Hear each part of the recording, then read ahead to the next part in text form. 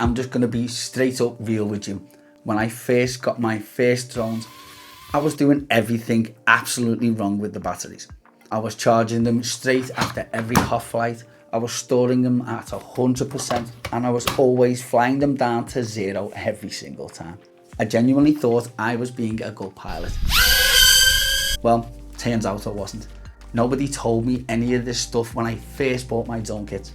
But I'm willing to bet at least one of you guys make these mistakes out there that I was making too. When you first buy your drone kits, you pull the battery out of the box, you charge it, you go fly, and you think you're good. But you're not always good. So today I'm breaking down everything that you need to know to keep your Neo 2 batteries, your other drone batteries healthier for longer, so you can get more flights, safer flights, and you actually protect your own investment. This is the stuff that separates casual flyers from pilots who actually know their gear. So let's just get right into it. What's up guys, I'm Adam from Drone and Lens and Real Talk. This is one of those videos that I genuinely wish existed when I first got into drones. First, let's just understand what we're working with here. Let's take for instance the DJI Neo 2 intelligent flight battery. It's lithium ion chemistry, around 1600 mAh, 7.16 volts and roughly 11.5 watt hours. DJI says you'll get around 19 minutes of flight time. That's with a brand new battery, perfect conditions and probably no wind.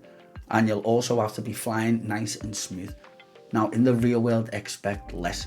And that's fine, as long as you know why. So here's the thing about lithium batteries that nobody warned me about when I first started. It's that they age. Every single one of them. It's not if they'll degrade, it's how fast. That's almost entirely in your hands. This is the first thing that trips most people up, and it's battery cycles. Most of us assume that one flight equals one cycle. You drain it to 0 and that's one cycle. But DJI doesn't see it that way. DJI counts one cycle every time 75% of the total battery capacity has been used. And that's also combined across multiple flights. So let's say that you fly 25% today and 50% tomorrow. Boom, that's one cycle. Now, why does this matter? Because you might think that you're being smart and you're never draining your battery fully, but those partial flights are still adding up. Your battery knows, and it's always counting. And once you know that, you start flying a little bit smarter. Okay, real talk time. When should you expect your battery to start feeling different? Well, most DJI lithium batteries treated normally start showing noticeable degradation somewhere between 300 and 500 cycles, or roughly about 2 years of regular use. But here's what treated normally actually means, and most pilots actually don't qualify. So let's tick them off as we go. Firstly, storing them fully charged for weeks at a time. That degrades them. Leaving them in a hot car after a summer shoot, that degrades them. Charging them while they're still warm from your last flight, that degrades them. Now the signs, they do creep up on you. You start getting shorter flights, your battery getting warmer than usual, and the percentage drops weirdly fast in the last 20%. And then in the worst cases, we get swelling. Now, if your battery ever swells, it's not a monitor type of situation. It's a completely retire it immediately situation. Swollen LiPo batteries are genuinely a fire risk, so don't mess around with that. Okay, now let's talk about how to actually prevent your batteries getting there too soon. 4 things, simple, actionable, and easy to do. Number 1, stop storing them fully charged. If you're not flying them within the next 10 days, do not leave a battery at 100%. That sweet spot for storage is around 40 to 65%, because after around 8 days, the DJI's battery naturally lose around 20% charge. So leave them stored around 45 to 60%, but don't leave them empty. That damages the cells too. Not full, that stresses them, but not empty, because that damages them too. So we want that mid-range between 45 and 60%. Think of it like this. You don't sleep in full sprint mode, and your battery doesn't want that either. Let's move on to number 2, and that's let it cool before you charge it. So you've just had a great flight, you're buzzing and you want to juice it up again and go. So give it about 15 to 20 minutes first. A battery coming off a flight is warm, sometimes it's actually hot, and charging heat on top of heat, that's extra stress, and that stress compounds up. Simple habit, but a big difference over time. Now, number 3, stop landing at 0. You're not winning anything by squeezing out every last percentage of your battery. You want to be landing at 20 to 25%. That should be your target for your battery. Those last few percentage put cells under real strain. Now, you're not getting better footage down there, you're just burning life out of your battery. And finally, number 4, refresh your cycle every few months. Top tip, every 3 months or so, do this. Fully charge the battery to the max. Fly it down to around 20 to 30% and then recharge it fully again. Now, this isn't about using it, it's about keeping the battery's internal calibration accurate. It keeps the cell balance healthy and makes sure that the percentage readings you're seeing in the app are actually trustworthy.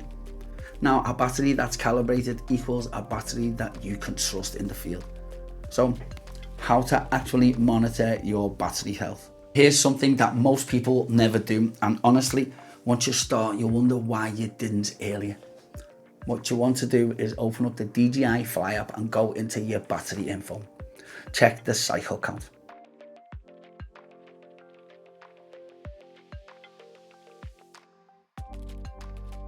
Then start logging. And I know that sounds boring, but even just a note on your phone, a date, a flight time, battery percentage used. After a month, you'll have a baseline for what you're recording. And so after 6 months, you'll know exactly how your battery is aging. But the test that really tells you the truth, fully charge, fly normal, note the total flight time. Do that again in 3 months time. And if it's dropped to 20 to 30% off your original flight time, well then that battery is aging faster than it should be.